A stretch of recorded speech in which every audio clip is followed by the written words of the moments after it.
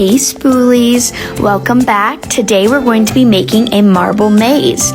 So first things first, we're going to take our fabric and pin it together, right sides together. And we're going to pin all along the edges there. And then we're going to get a marker and mark an opening to then be able to turn our fabric right side out. Next, we're going to bring it over to the sewing machine, and we're just going to sew along a 1/4 inch of seam allowance, and we're going to remember to backstitch and leave our opening.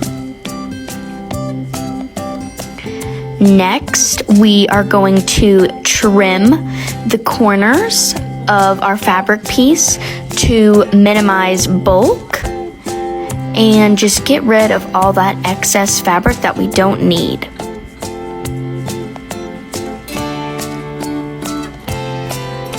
Next, we're going to flip it right side out and make sure to get all those corners nice and turned out.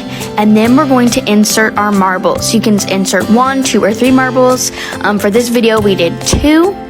And you're gonna make sure that those marbles are all the way at the bottom of the bag, so this way we can pin our opening closed, and we will just then bring it over to the machine and we will top stitch that opening closed, making sure to backstitch at the beginning and the end.